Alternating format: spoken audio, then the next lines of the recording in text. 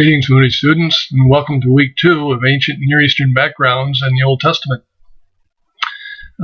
As always, there's a little devotional here for you. I trust you'll take time to read through it and take the encouragement from it.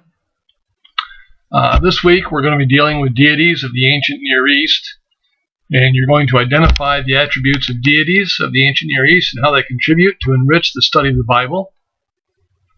And you're going to interpret specific passages of Scripture by utilizing your understanding of the deities of the ancient Near East.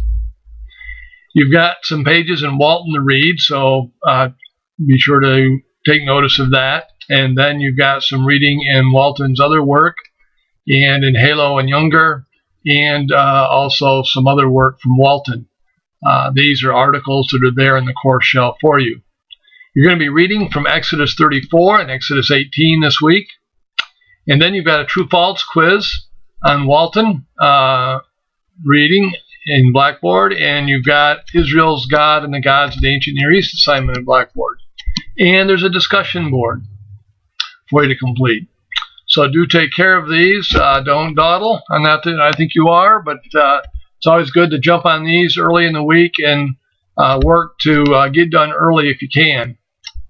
I understand you're working jobs and so forth, but do what you can to stay ahead of things.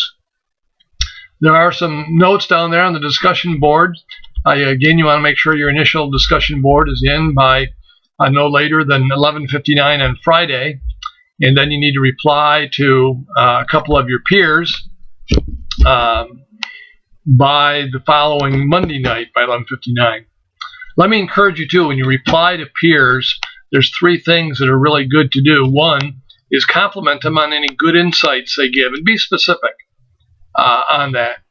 And then number 2, provide some constructive critique. If there's some weaknesses in your peers' work, don't be afraid to kindly and constructively point that out to help them. And then thirdly and lastly, be sure to leave your peer with a good open-ended question. A question they can't answer yes or no to, but a question they'll need to think about. And thus, you need to think about that question as you put it together. Well, I trust you'll have a good week of work this week. If you have any questions, always feel free to shoot me an email, or if it's something really pressing, feel free to call me.